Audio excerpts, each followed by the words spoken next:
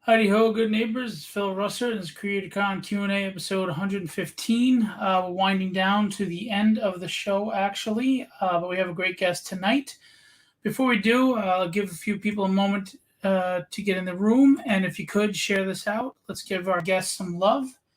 We'd like to, of course, give as much exposure to our guests as possible, as I'm sharing out now as well. Indie comics obviously is in a renaissance right now. It's really booming, and we need to definitely give these people exposure because they're putting out great content, great quality work. Hey, Glenn, what's going on?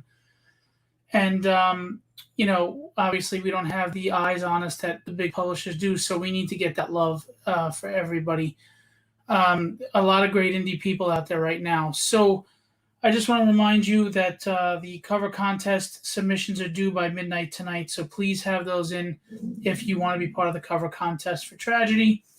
I want to remind you to support your indie artists, your Kickstarters. Maybe you forego that $8 Starbucks coffee that spells your name wrong just one day and go buy a book from an indie guy that's working hard out there, okay? So tonight's guest is a writer and an indie creator and a world builder and a character creator and all the things that go into making these fantastical worlds that we get to enjoy and read and everything like that. He's also got some great convention appearances coming up. So we're going to talk about his book. We're going to talk about convention appearances, talk about the writing process, things like that, of that nature. So without further ado, we have writer, creator, Dennis Knight. Oh, wow. Hello. Thank you so much for having me. How's it going, man? Good. No complaints, man. How about yourself? Can't complain. Nobody listened anyway. Exactly. So we actually became friends on Facebook not too long ago, and you've been very supportive, and I appreciate that. And I obviously want to return that favor. You're a writer and you're a creator, and you do a lot of convention appearances. I missed you at Eternalcon. I didn't get to meet you there, but I know you were there doing panels. That was a crazy day. Yeah, you do panels at a lot of conventions, right? Yeah. Writers panels and things of that nature. It's funny because I do some basic 101, like comic 101 panels, like different creative teams. I do a lot of work with Buddy Scalera at Comic Book School. They do a lot of educational panels, how to break into comics. They have a great website. They have resources. I would say anybody who wants to get into comic books, definitely get in touch with Comic Book School because they can help you out. Very cool. I mean, when did you get into comics, and how did you break into doing this? I started writing back in 2006. And then I actually was published in 2012 with Pronto Comics. Very cool.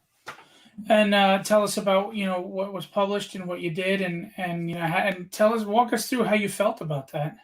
It was very, very hard. Because when I was starting out, I submitted to everybody, Image Comics, a lot of indie publishers. I submitted to them because I didn't think Marvel, because Marvel, they really don't take on new talent. They really develop their established characters, so you kind of have to work on Spider-Man to get the job with Marvel, stuff like that. So I submitted to Image, they turned me down. Submitted to a few other publishers, they turned me down also. So it's a little discouraging, but I say, you know what? I've been doing this for so long. Let me try Pronto Comics. So when I submitted to Pronto Comic Books, I already had 4 issues already done. Very nice. I think that kind of made them take a shine to me because I had a finished product already. It wasn't an idea, it wasn't a pitch, it was the actual book. I finished it. And what was the book? Oh, it's called Cross. CROSS. It's a science fiction noir comic book series. It's about a contract killer who finds out he's a terrorist in the alternate universe. He has to travel to the alternate universe to fight himself and save the world. Oh, wow. Very cool. Where'd you come up with the concept? It was weird. I was tying my tie for work one day, and I had an idea. What if a contract killer had to save somebody instead of kill somebody? And it kind of stuck with me. Then I started like writing down like little notes to myself. Then I started the characters started writing character dialogue and like scraps of paper. I had like this massive pile of paper. I was like, okay, now what do I do with it? So I actually like I looked up how to write comic books, the proper script format, all that stuff. Big shout out to Andy Schmidt. Like his books really helped me out. Like when I was getting started, like his how-to books were great. And then I just like looked on the internet, looked up different chat rooms, like different comic creators, like what they did, and I like did a lot of research. And then I put a book together. I actually reached out, put an ad out on Craigslist for an artist, and I got like 100 responses from like guys like all over the world. Nice. So I had to narrow it down to like 20, 30. I met with a couple of people, and I landed on Kirk Ferrazanis, who's based out in Brooklyn, and he's been my artist ever since. Oh, and he's local too. Hey, yeah, Bill, that's the thing. I was getting emails from guys from like Philippines and Brazil, and I'm like, whoa, dude, that's kind of far. Like, I don't mind because there's a lot of talent overseas, especially in the Philippines. Sure. Like, these guys are really super talented. Brazil but I'd rather too. like sit down with it. I'd rather sit down, have a cup of coffee, go over the script. Like it's nicer when the person's like local to you. Absolutely, having little meetings and get-togethers and brainstorming together and yeah, sure. So, what made you just settle and decide on that artist? I mean, the style just fit the atmosphere of what you were doing? With Kirk, it was really just like his portfolio like blew me away. Because I needed someone who draws cityscapes. I needed someone who drew like guns really well. And like that's the first stuff he showed me. I was like, dude, like you're perfect. Like when can you start? It's like that sort of thing. It was great. Very cool. And now, when you do the script with him, is it a loose script, a tight script? I mean, because some people, they do it the Marvel way and they just say, do art direction. And some writers like to take more control of the choreography, the backgrounds, setting the scene. Like for me, it's kind of structured. I do the page panel method. So it's page 1, panel 1. I give like the camera angle, the camera range. And then I really leave, if there's dialogue, put the dialogue in, and then I leave the rest up to Kirk. Cool. So I let him be an artist because, like, when I first started, my scripts were very, very detailed. I had like 60-page scripts for like a 22-page book, and Kirk was like, "I can't draw this much detail. It's driving me nuts." So I dumbed it down and really let him go. And after that, like the books got improved. They improved because I let him draw it basically. Yeah, I was gonna say I found that if you give enough freedom to an artist, sometimes they surprise you and give you a better angle than I had in my own head. Right. Exactly. Yeah, because I mean that's their job, that's their profession. Exactly. Yeah. Sure. And I think when both the writer and the artist can put ego away, and the whole goal is to make the best book possible, I think you wind up making beautiful books. Because no one's worried about their role. Just do it. It's for that sake. Hey, Roy. Speaking of Philippine artists who are awesome, there's Roy Mercado. What's going on, buddy? Mm-hmm. So what's your process as far as starting world building? And do you start just with the character design? Do you start with or did the artist do the design? I usually do a character stat sheet, like weight, height, eye color, if they have any abilities, their wardrobe, and then kind of let the artist like build off of that. Like they have improvements, so sometimes they tweak things. And it's a fun process. Like it's like to see what the artist comes up with. It's like a surprise, Sure. I mean, to me, it's like a kid at Christmas when you create a character and you see it come to life. It's like, oh wow, Yeah. So where do you go from there? You got the characters. How do you start? Now, do you start the writing of the story and the plot, and then the world just starts to form around it, or do you formulate the world and then get into specifics? Well, usually I build the story first and then kind of like build the world around the characters. Like it's kind of like building a castle as you go. I get the main goal or the main plot, and then I build the world around that. Very cool. And who are influences of yours as far as writing? Whew, man, listen, Brian Michael Bendis, he's like my hero. Alan Moore, he's my hero. If I met him, I would die. The list just goes. There's so many great writers out there, like Brian K. Vaughan. He's a genius. Brian K. Vaughan's awesome. Just like, And it's He funny doesn't get because enough it's like credit. when I was reading this stuff when I was first starting out, like I was reading it like in a different capacity. Like, okay, I was reading like how to be a better writer. And these Right. guys just like blew me away. It was just amazing. Oh, Jeff Johns, like his work on Green Lantern, man, listen, let me He tell you something. I wanted him like to adopt me. Like his and Black is then what Night he did with story, Aquaman, and then what he brilliant. did with Aquaman, he Yeah, put his run on Aquaman Aquaman is back on great the too. map. It's like all this stuff. Yeah, I agree with you. I think Jeff Johns, in my opinion, is, if not the best, definitely one of the top 3 writers in the last 20 years of Oh yeah, comics. easily. Yeah, I agree with you. And then of course he got into movies. Um, is it Kleber or Kleber? But hello, thanks for coming in. Uh, Glenn said, "What kind of virus can you give us? What kind of advice can you give us? Someone who's trying to get into comics." So, just a little quick background. Glenn, he's high on the autistic spectrum, and he's writing his own book, and he's doing a wonderful job. But he definitely he hasn't studied up on it and things like that. He's just writing because he loves to write, which is awesome. So he's asking for what advice you would give. The best advice I can give you is don't give up. Keep trying because it is very hard. It's very competitive. It seems like everybody has a comic book out these days. Look into educational resources because they can give you some structure and give you some formatting tips. And just like network, maybe even get on a project with somebody who's been doing it a little longer than you. You can learn from them. So those are some things I would suggest that he could do. Sure, absolutely.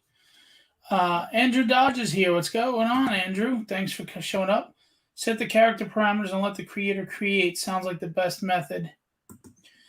Yeah, you know, I tend to do it the same way you do in the sense of, I mean, as far as the world, you know where the setting is, like Right. whether it's Manhattan or whatever, just the general boom, this is where it And is. just go outward.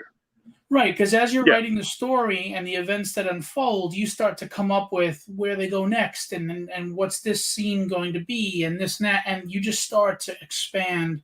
And then as you introduce characters, now, did you have a cast of characters already, or did they just start coming to you as you were writing? Initially I had one main character, and then like the supporting, like the characters he would encounter to become supporting characters, kind of just like grew from there. Now, what's the biggest challenge you find as a writer? Whew. I would say probably not sounding like everybody else because like all the characters fly, all the characters have superpowers, everybody has super strength. So it's like, how do you find that one thing that like doesn't make you sound like another generic comic book story? You have to have Right. something that stands out, that grabs the person's attention. Yeah, because I think people get caught up on, I have to create this new character with different powers and this and that, which is great. But you know what? It's very difficult these days because there's so many powers and so many stories that have been told before you. So it's kind of like we were talking about Jeff Johns before with Aquaman. It's not so much about writing a character that maybe is similar to another character. It's writing them better, writing them in different ways. Right. That's what I say. I say like make it your own. Like put your own Right. twist on it to make it stand out. That's what I do. Now, when you're writing, how do you focus on making sure the pace is fluid? Because some books are bogged down with exposition that you're just like, oh, can we get through this? And then Well, some are pacing just is flying kind of by. tough sometimes. Like for me, like I do the pacing versus the page count. Like how many pages is this story going to be? Is it going to be like 22 pages? It's going to be 24 pages? So you want to like, space out the events so like it keeps the story going. But then you have to find that perfect cutoff point where you have that cliffhanger that makes them by the next issue. Right. So that's the trick. Yeah, because I mean, like I said, some will bog you down with exposition, and some move so fast that you don't get a chance to develop characters Right. that people can relate to. Well, that's the trick, Well, like because you need character development is very important, and you also have to set the tone, set the pace, so there's like you don't give away too much information too quickly, but you don't drag it out so that I have the reader bored either. So you have to find like that sweet balance in between. see, I'm encountering a lot of people. I think we're in an age where they want instant gratification. They want all the answers now. Right. So, like, they'll read a first issue of a book and they're like, "Well, you didn't give me everything." I was like, "Well, because I'm not supposed to." The Right. idea is it's a a story progression. that's unfolding. Sure. So, do you ever get that critique from people, and does it frustrate you?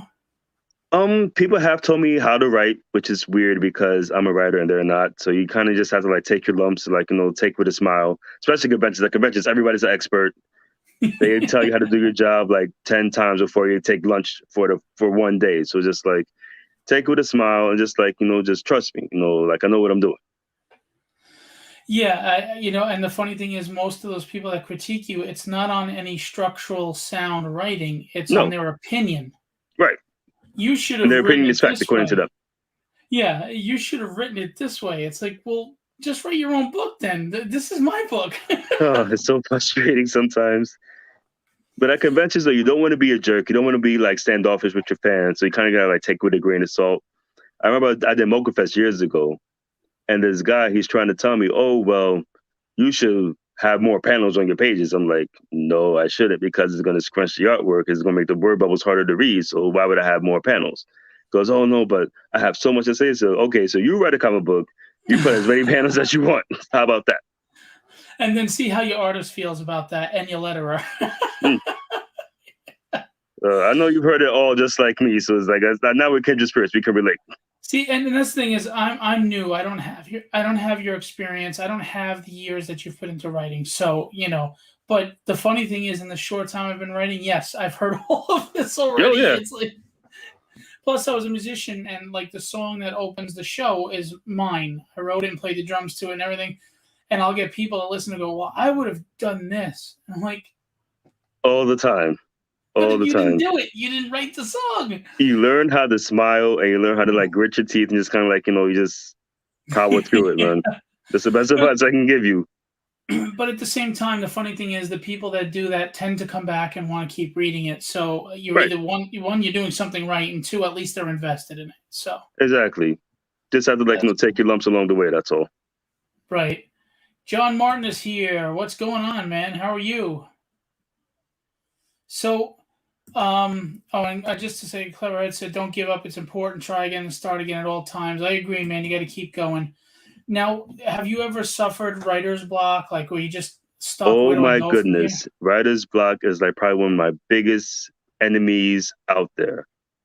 It's not other writers, it's not Marvel, it's not DC, it's writer's block. Because sometimes like I'll get so frustrated and I stare at the page and like the words aren't coming, it's not coming out the way I wanted to, it's not setting the tone. So usually when that happens, I'll go for a walk, I'll play video games, I'll do something to take my mind off it, and then like boom, I don't know where it comes to me, and then I jump down, I write it down, and then it works out. Yeah, I mean, a lot of people use different methods, and I think that's the best thing to do is to just, I call it detoxing. You just trying to get all that weight off your shoulders, because you start to feel pressured yourself. Like, did I lose it? Yeah, you kind of psych yourself out when you do that. Yeah, and that could become a long-term issue, that when you lose your confidence in writing. Now, do you have any other stories that you want to tell as well? Are you going to create like a universe, of shared universe? Or well, Cross is going well. I'll probably do, let's see, like issue 7 is being drawn right now, so I'll probably go up to like maybe issue 10 or 11, and then I might do another spinoff based on that. But I am working on other stories. I'm working with Jeff Strange, Stranger World Comics. He's doing like an anthology kind of setup with a young boy who gets a magical medallion that gives him superpowers. So that's one story that I'm working on. I'm also working with Michael Butler, and we're doing on what's the name of that one? Chronicles. But basically it's a western set in this dystopic universe. So it's a western, but also the funny thing about this story is like he's a hip hop artist. So we're gonna put music to the comic book based on his story, which is gonna be a lot of fun. Oh, wow, that's cool and different. John Martin says the worst enemy for a creator is the creator. Absolutely, we are our own worst enemy. Oh yeah, 100%. And that's the other thing. That's why, like you had said earlier, smile and take it with a grain of salt. I mean, there's some guys that are very sensitive, and when someone doesn't like their story or they say they would have done it this way, they get defensive, they get upset, and I think they start to lose their confidence. I didn't understand it till now, when a writer, a major writer, would say, "I'm not writing for the fans, I'm writing for me." I used to think they were being a jerk. They're not. What they're saying is, I can't please everybody, and if I try, then I'm not going to have a good story because I'll be sitting Right, there trying to write to make you happy. I just have to write what I love to write, and hopefully you like it. right. But that's a trick. When I write, I always write with the mindset that not everybody's gonna like what I write. It's impossible. Right? You have to do the best you can and like hope for the best. That's all you can do. Absolutely. And then these characters become your babies, so sometimes it's hard not to take things seriously, or too close to the vest, but you have to, you know. And at least there's eyes on it. They're looking at it, they're reading it. Right. So you, like I said earlier, you do panels and you go to conventions. You have some conventions coming up, right? So you I want to tell us do. about that? New York ComicCon, big deal because it's the first one since COVID hit 2 years ago. So I'm actually working with Comic Book School, and our table is in Artist Alley, table number I-8. And we have some panels, some educational panels I can just read off to you. Sure. And by On the way, I'll get to meet you Thursday, in person, so that'd be cool. huh? I'll get to meet you in person, so that'd be cool. Yeah, Comic Book School, Thursday, building relationships with editors and publishers. It's from 6:45 to 7:45, and the location is 408. On Friday is social media optimization for comic book creators. That time is 3:45 to 4:45. The location is 406.3. That's a big one, On by the way. Saturday is comic book writing and art tutorial. That's 12:30 to 1:30. Location is 406.2. And Sunday, 10:10 is comic books in Hollywood. What creators need to know now, and that is from 11 to 12 p.m. and location is 406.1. That's New York Comic Con weekend. Do you get Also, any questions, go to Comic Book School's Facebook page and their website. I have all this stuff listed. Do you get nervous being up there on a panel, especially at New York Comic Con? It's going to be, there's a lot of people in a room. Yeah. Good times, though. Good times. Yeah. What do you do to get yourself psyched up and not worried? Actually, just get a good night's sleep. Do my research. Like especially if I'm like other panelists, like what they've done. So like when I get on there, so I kind of have an idea of like who I'm with, who I'm sitting next to, because it's a big deal. Because you don't want to be on a panel and not know anything about your panelists, because you can't sit there like don't Right, want and that. then you get to play, and you also get to play off of them, which Exactly. just helps the whole experience. Now, are there Q&As during those panels, or Usually usually there's time for questions after. Usually like I'll like kind of hang around on purpose in case anybody has a question that they didn't get to ask during the panel. They can like walk up to me and like ask me. So I don't mind it. you'll be selling cross there, I would imagine? I will. Yes, I do have some copies available for sale. So Comic Book School, and also I'm going to be with Nick GQ. He has a booth in the 3000s. I want to say is 3031. I haven't worked out a time as of yet, but if people who are going to Comic-Con, if you look on my Facebook page, it will have the listings of the tables and where I'm going to be and at what time. Very cool.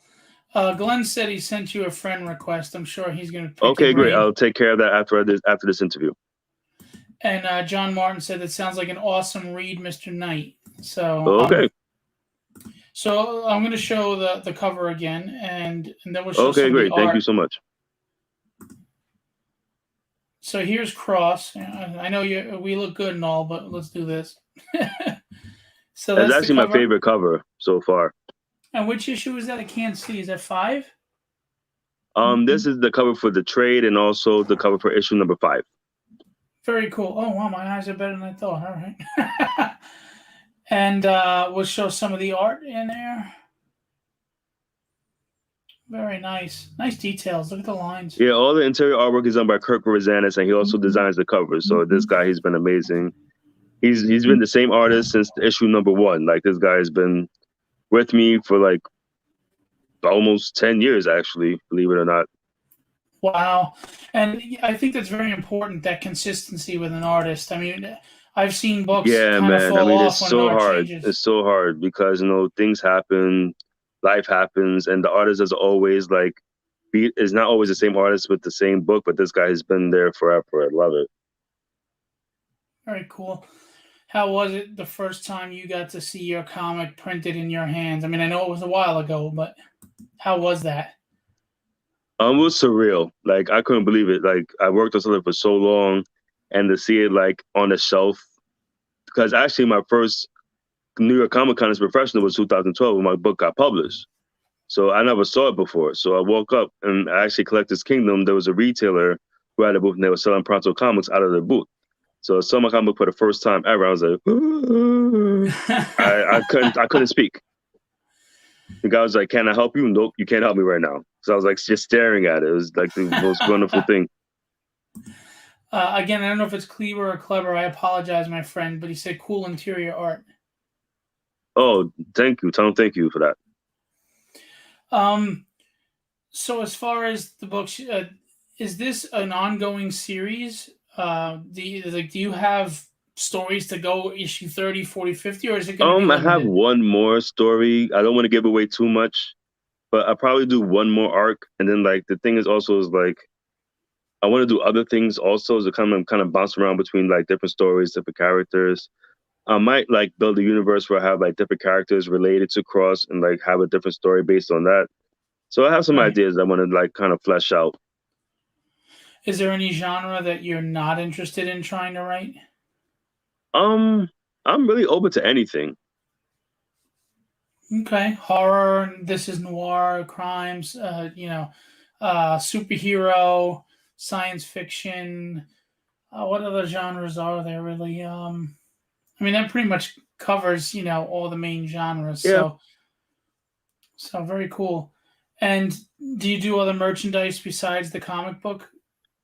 I want to get into t-shirts and I also want to get into like baseball hats, things like that. But the hardest part is like finding the right price, finding the right like the right person like to make everything because like you don't want to lose money.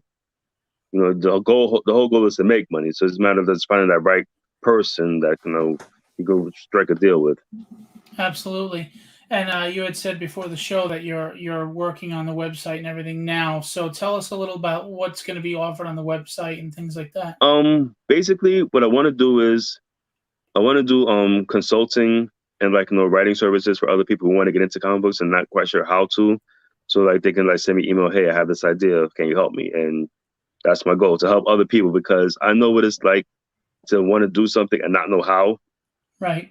So if they have somebody who has some experience, it's kind of like makes it a little less scary for them. So that's what I would like to do. Very cool. Yeah, it's I say to everybody, it's a small community, but it could be a strong one if we just stop competing and work together. Because the only competition you should have is being a better person tomorrow than you were today. Sure, of course. That's it. Um, if you could write a mainstream book, character, team book, whatever, what would that book be? Oh, Green Lantern, 100%. Like I love the Green Lantern stories. Um, Anything I could do attached to Green Lantern, I'd be like all over it. Who's your Yep, favorite Green that'd be my Lantern? first choice. I also like to write Spider-Man. That'd be another cool book to write. Yeah, I don't like. I'm not big on the Spider Verse stuff. I liked when it was unique. Now I don't mind. Miles Morales is fine. His different power set, but when they started going into all these multi Spider Mans, I don't know. Yeah, It felt too much to me. right. You know. But I mean, Miles was a natural progression by Bendis, I think, and again, he has a different power set, so he's not just a carbon copy. So I think Miles is a good addition, but I don't need all this Spider Gwen, and it's just too much. And Silk I think and if they just kept them based on focus on Miles Morales, like being a kid, dealing with these powers, like trying to do the right thing, but then worrying about doing his homework.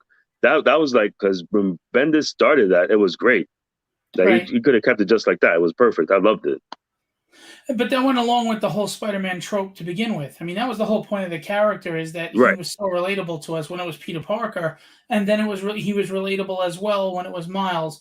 And they've gotten away from all that, I think, and just gone silly with stuff. right. But who's your favorite Green Lantern? My favorite Green Lantern, Hal Jordan. Cool.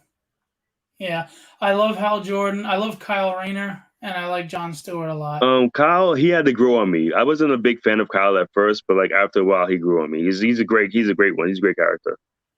I remember first collecting that, and I was shocked when his girlfriend, when he found her in the fridge. Yeah, I was like, He was well, that's still. kind of graphic for DC Comics. It's kind of weird. Like, why would they do it that way? That's nuts. It was pretty edgy, man. I was like, wow. And they established her enough for that to have caught you off guard, which I thought was Right. good. And that's the thing, with writing, using foreshadowing properly. Oh yeah, sure. I mean, what are your thoughts on foreshadowing and how much you give away with it and things like that? Or is it just that you don't really have a formula? It's just whatever comes out? You just want to like, you kind of like, to me, is like little nuggets. It's kind of like finding your way home. You just leave little pieces of information. And you also want that, oh, wow, well, he mentioned that in this page, and it makes sense on that page. That's like the reaction that you want. Yeah, I love that when someone doesn't get the foreshadow and then later on when it pops, they go, "Oh, that's what that Right. was." That's the best Yeah, feeling. like in my book, I had some dialogue that was repeated, and some people would complain that it was kind of redundant. I'm like, just wait, read the book, and you'll understand why Right. that was done. Exactly. You'll get it. Yeah, foreshadowing. I mean, it's like one of the oldest tools, but it is such a great tool for Oh, yeah. pushing forward a story. Absolutely, and keeping readers alert. Uh, what are your tricks as far? Well, I don't know if tricks, but what does your style allow as far as the exposition part of things? Because everybody loves the action panels and stuff, but when you get to the meat of the real meat of it, it's those panels that aren't blowing up with action that tell the story. Yeah. I Now, always say focus on the small things. You have to have like that day-to-day stuff in between the big like fight scenes and the big action panels, because like life is not all action. Sometimes someone's drinking a cup of coffee. Sometimes somebody's looking out the window. Sometimes somebody's reading the newspaper. So those panels are just as important as like the big explosions, the knockout drag out fights. That's like kind of like pepper the everyday stuff in between the action and make it believable. and when you're writing these characters, is there any bit of you or anybody that you put in them, or are they just? Sometimes like I have like I know a lot of different people, different walks of life, different personalities. So sometimes their personality does get into the character. Sometimes it does get into the book. Sometimes I tell them, sometimes I don't, depending on what the character does, because sometimes people freak out. So Have you ever written a character and go, "Oh my God, you know what? That's so and so." all the time, like Yeah, sometimes it says a certain phrase, like, "Oh wow, my character said that on page like 12," things like that. Just like it's funny to me, it cracks me up. yeah. I mean, man, you become immersed in that world. Now, how long does it take you to write an issue usually?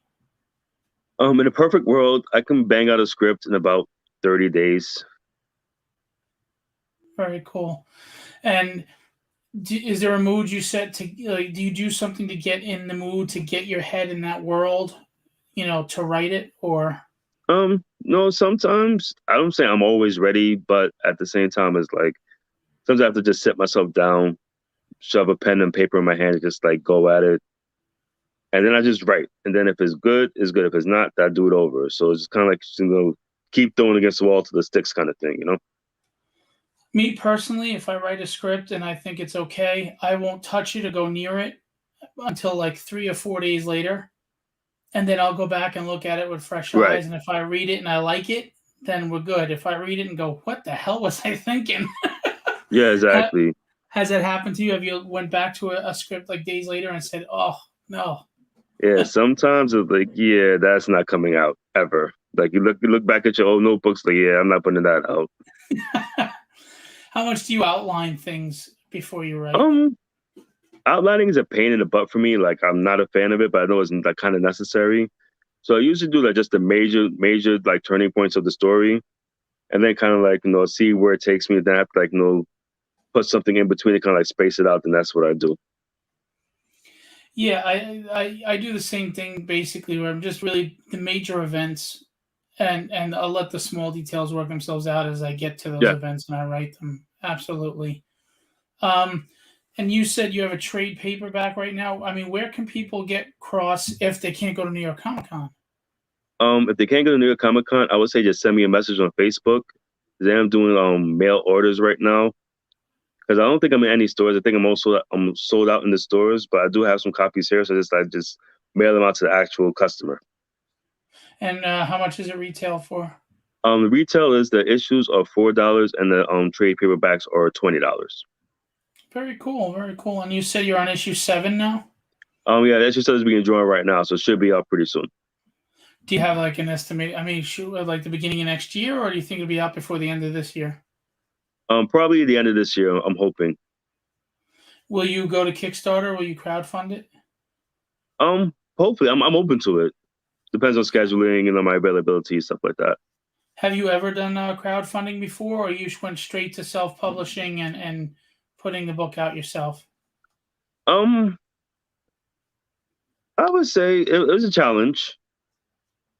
I mean, that's the thing about publishing right now is like everybody is not just like one person or two companies can actually put you out. Now there are multiple avenues that you could take to get out there. So you have to Right. pick the method that's best for you. Some people like to self-publish. So we have to go through third-party publishers. It really depends on like what's best for the creator. Right. And with Pronto, you get to keep the IP rights and everything, right? Right. Very cool. A lot more publishers are doing that these days because I think they realize you'll keep people around writing these quality stories, if you're Sure. not, if they know they can keep them. I mean, Exactly. have you ever thought of pitching this to a streaming service? I mean, I'll be open to the idea because it seems like a lot of these streaming services are like picking up independent comic books and making them into shows, making them into movies. So, I mean, you just have to get the popularity up there to the point like they want to make a show of it, and then we could sit down and we could talk about it. Yeah, like there was a web comic called Raising Dion that Netflix made a show. It was actually really good too. It was actually pretty good. I enjoyed it. Yeah, I did too. I had a nice twist in it, and it was just well put together, well done, lovable, likable characters. Right. And it was actually Michael B. Jordan that discovered it and said he wanted to make it. Yeah, I a think he Netflix produced it. series. Yes, yes. Oh crap! I lost my camera. So hang on. Something's going on. There we go. I gotta fix things here. I have a cat that comes in and knocks the hell out of everything. Of and course. I think he messed up. Yeah. Once I was interviewing Keith Williams live, and he knocked out my camera and my mic. The little jerk. All right. So besides New York Comic Con, what other shows you have coming up? Okay, so in November, I am going to be a special guest at the first. This is a big deal because this is in the Bronx. This is the first Bronx Comic Convention, BX1 Comic Book Show, Grand Slam Banquet Hall, 478 East Tremont Avenue in the Bronx, Saturday, November 20th from 10 o'clock a.m. to 5 o'clock p.m. Now, this event is free. Oh wow! No cover charge.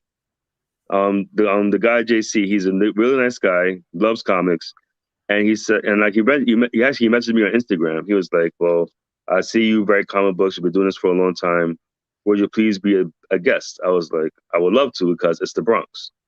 This is the first time I ever heard of a comic convention in the Bronx. Right. So it'd be great for people to come out. Great event for kids. I think there's gonna be some giveaways involved. Some actually." A couple of great artists are going to be there also as guests. So going to be Keith Williams will be there. He's had every damn show. Keith is great. I mean, it's so funny. Every time I do a show, Keith is at the table right next to me. Yeah. Every single show. It's the weirdest thing. And his artwork is like out of this world. Like and the thing is like when I see Keith, I don't want to bother him because he's usually busy drawing. Oh no! But sometimes like I sneak looks like at his portfolio and it's like his stuff is like amazing.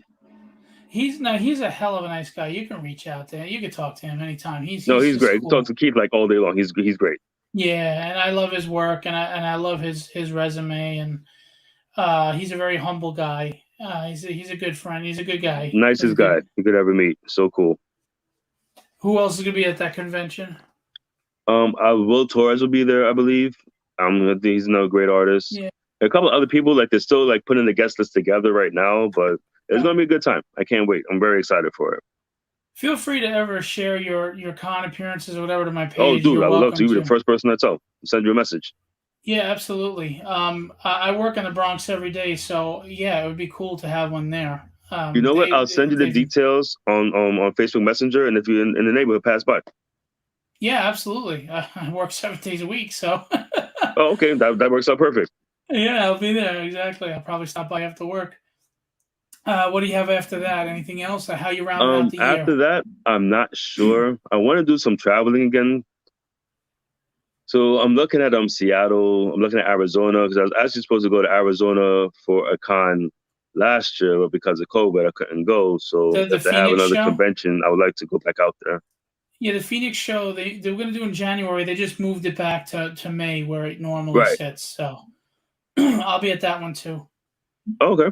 Yeah, I have a friend that lives out in Arizona, and I go to see him every year, and we go do the show. Sometimes he vends at the shows. He's a comic dealer. That kind of works out. That's pretty cool. Yeah, I mean, I help him set up the booth, and then I go get I So spend there the you whole go. damn day in Artist Alley. So That um, I'm really looking forward to Comic Con. So what are your thoughts about conventions at this point? I mean, because a lot of people were, oh, virtual conventions are the way to go. You don't have to leave your home, and I kept telling them, no, no, you cannot beat in person the energy, cosplayers and artists face to face across the table, and it's just not the same. I have nothing against virtual conventions, but at the same time, it's like unless you have a website or a cyber store set up, a virtual right, convention is really not the way to go for a creator or an artist. right. I prefer live conventions because you get to meet the fans, you get to shake their hand. I've had fans come up to me and say, "Oh my God, I loved issue 2. Please tell me you have issue 3 because I'm dying to know what happens next." Stuff like that. Like that's what makes it worth it. You know what I mean?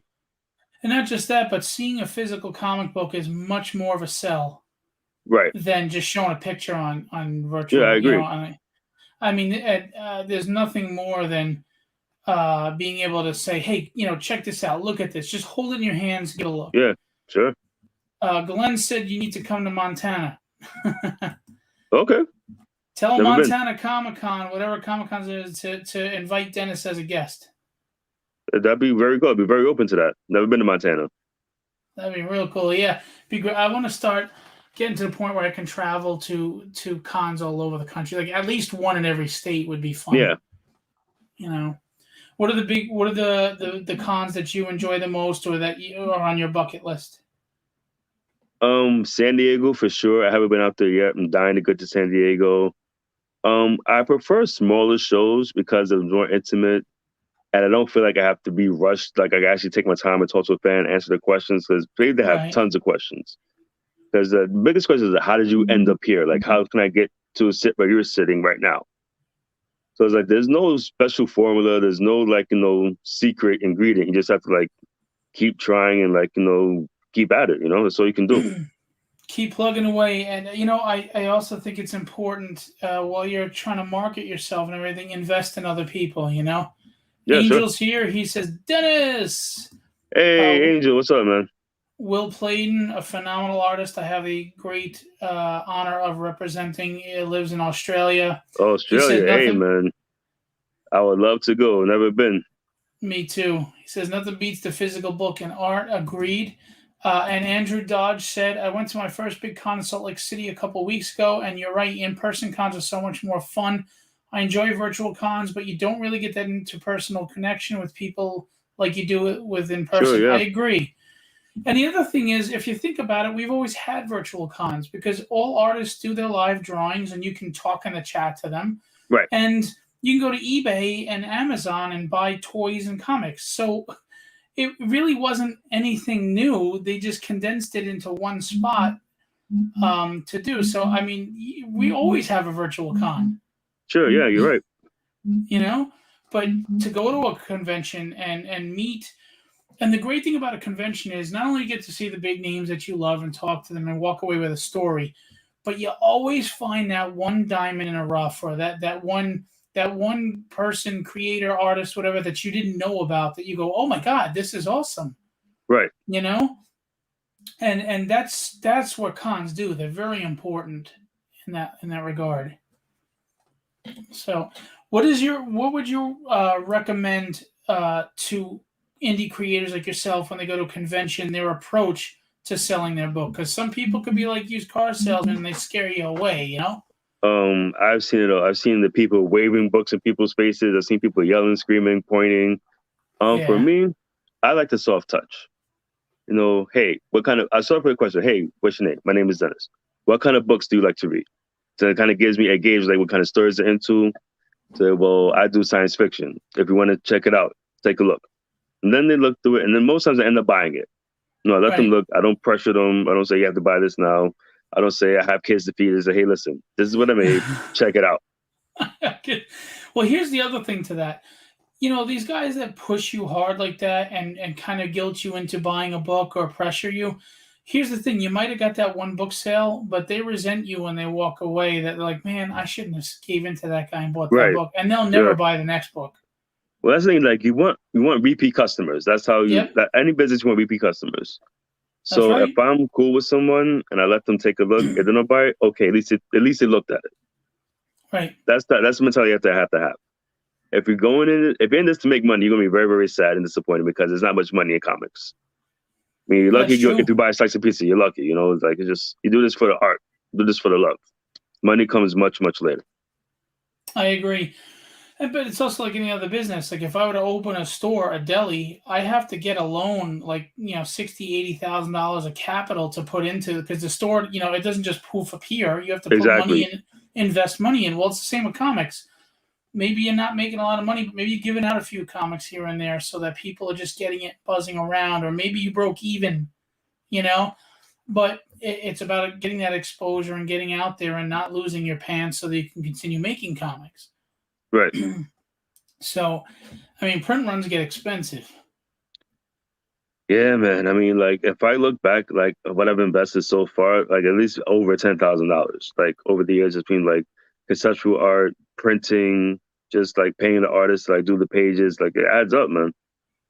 Oh, it absolutely does. And, yeah, I mean, page rates for an artist, an inker, a colorist, a letterer, the printing. Oh, yeah. Yeah, I mean...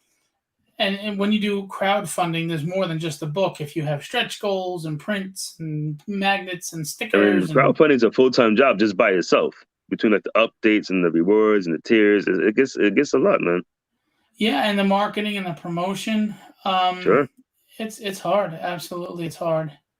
So, I mean, what advice, without giving too much away, because we want them to go to your panels on New York ComicCon, what advice would you give creators as far as marketing and getting their book out there? Be consistent, give updates, do a lot of videos, and also is like pick the right platform that's right for you, because like every platform is not for everybody. Don't go with what everybody's going with. Go what works for you. Like some people, they do great on Kickstarter, other people not so much. Right. So there's different platforms. So do your research, do due diligence. Also talk to other people who had successful campaigns. Okay, what did they do to make the campaign successful? Right. So you're saying maybe I shouldn't do a TikTok video where I'm dressed up like a scantily clad girl and dancing to some hip hop music with my comic in my hand. Dude, TikTok is it right now. Everybody's doing TikTok, so why not? You know, might be onto something. It is blowing up big time. But me in a, like a tight cosplay outfit, I don't think that's gonna go over well. So issue 7 is going to be on its way, and you're going to be doing some other books as well, as you said. Any plans on when you would start the other books, or? Kind of playing it by ear right now. You know, like things is just starting to open up, so want to give things time because it's not the same anymore. Like traveling's not the same, conventions not the same anymore. So it's kind of like I'm actually using New York ComicCon to kind of feel out how the way things are now. So that's gonna help me out for future shows, like how to be prepared. So that's New York ComicCon is gonna be like the end all be all, so to say. Roy is doing TikTok, but carefully planning his contents for consistency. Here's the thing, though, Roy. You can be very successful on TikTok as an artist because you could just do a live drawing session. When you're a writer, we don't have that option, so it's hard for us to get on a platform like TikTok. Yeah, because what are you going to watch me write live? Yeah, And then you Like, can steal here, my write a idea, my page, or write a script. script today to take a look. It's like, it's hard. Yeah. So I mean, it's tough. But I had thought about hooking up with my artist Ricardo, and maybe we can like do live things showing the script to the That's panel an idea. creating together. I mean, you might get a lot of views because I have a friend Rob Powers that he had no following on Instagram, Facebook, not really. He went on TikTok, did some live drawings. Dude blew up to like 135,000 followers. Oh, And wow. then some people came over to Facebook and Instagram, and he put out a Kickstarter. He was afraid he wasn't going to do well. Made $12,000. Oof, nice. Yeah, so I mean, there's something to TikTok. If you again, but it's like any other thing. You have to have what people want. Yeah, we have to have a plan. Yeah. So, just remind us again. What are the panels? When are the panels on New York Comic Con? Oh, the panels. 1 second. Okay, comic book school educational panels. Thursday, 10/7, building relationships with editors and publishers from 6:45 to 7:45 p.m. Location is 408. Friday, 10/8, social media optimization for comic creators, 3:45 to 4:45 p.m. Location 406.3. Saturday, 10/9, comic writing and art tutorial, time 12:30 to 1:30 p.m. Location 406.2. And Sunday, 10/10, is Comics on Hollywood, what creators need to know now. That's 11 a.m. to 12 p.m. Location 406.1. You're gonna have a busy weekend. Now, that Friday panel to me is huge, the social media one, because man, we're fighting algorithms. We're fighting Facebook that does not want us to make any money unless we're It's spending it tough, on man. them. Like, they keep changing the rules, what you can show, what you can't show. It's very, very annoying. Yeah, and honestly, they want you to pay for promotion, so they don't like links. They don't like anything that Exactly. draws you away from Facebook. They don't like you using the words Kickstarter or Yeah, it's nuts. Indiegogo. So I mean, you're fighting obscurity and you're fighting Facebook. Yeah, And Facebook was supposed to be the answer to obscurity. You think in a day and age where you can reach millions of people in minutes, it would be easy to get out there, and they have purposely made it difficult. I mean, how many? yeah, What are it's you? not Ten cool, man. percent of your what is it? 10% of your friends list see you.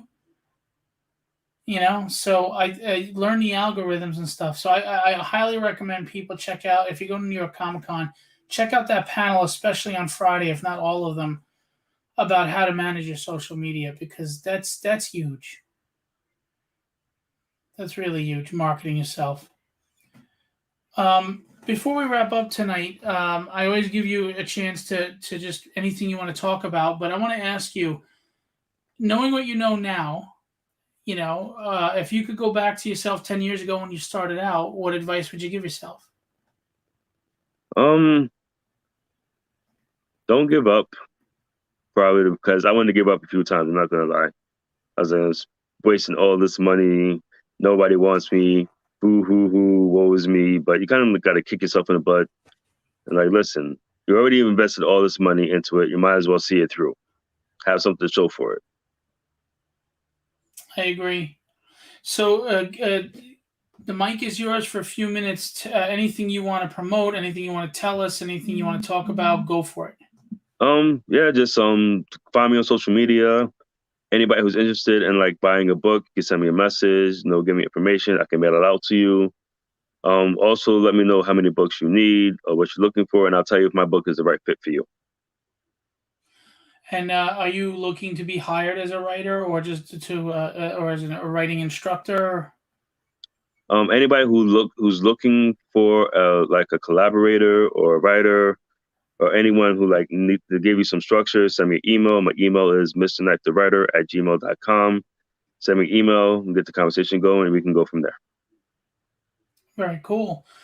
And remind everybody that he will be at New York Comic Con with Comic Book School. What's it called? Comic I'm Book sorry. School, Artist Alley, Table I-8. Come And on by. that's a week from this weekend, guys. It's Yep, next actually it's a week Thursday, from first today. day. It's a week from today. Yeah, absolutely. Go check them out. You have to support indie creators, guys. Just remember, like any other industry, if you don't put money into it, it won't thrive. It requires a circulation of money. The economy has to circulate, it has to flow. So maybe you forego that, that Happy Meal or whatever, that McDonald's, 12, which are like $12 now to clog your arteries, and maybe you go pick up a $4 book. But here's the best thing you can do, guys. Whether you want the book or don't want the book, you can share. You can tell your friends, maybe they're interested. You can like and you can comment. Comments bump up the post in the feed. And it could be a simple thing as an emoji, a thumbs up, or good job, or awesome. 2 seconds to write that can make the difference in somebody's, goals and dreams. Yeah, sure. And if you read the book, please, guys, give us feedback, or if you like it, tell everybody. A lot of people will say they like a book. It's too bad it didn't continue.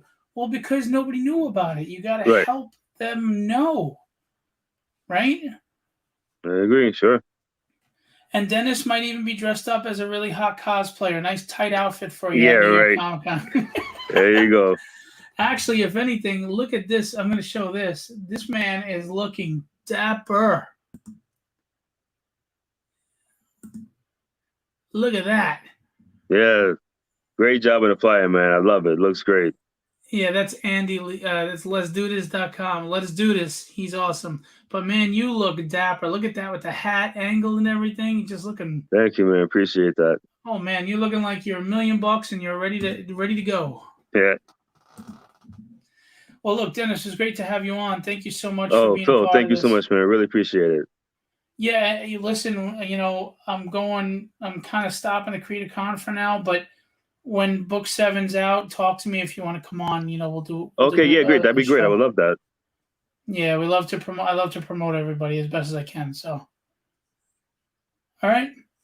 Thank you so much. Yeah, man. I will meet you in person, and I will see you at New York Comic-Con. And God bless you and be well. And I wish you much success. Oh, great, man. That'd be great. I'd love to see you there. Awesome. All right. Have a great night. Thank you. You too. Good night, man. Take care. Thank you so much. You too. Bye.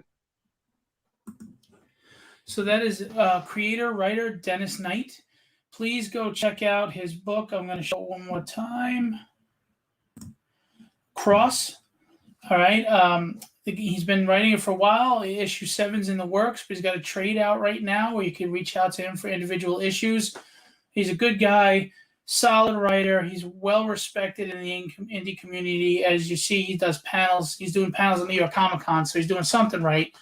So go support him. It's a $4 book, and the trade is $20. We piss away money on stupid shit all the time that, you don't get it back, So here's an investment in something that you may really enjoy and want to reread again or share and read with somebody another day. So please go check that out. And again, scrolling on the bottom here is Dennis's all his social media.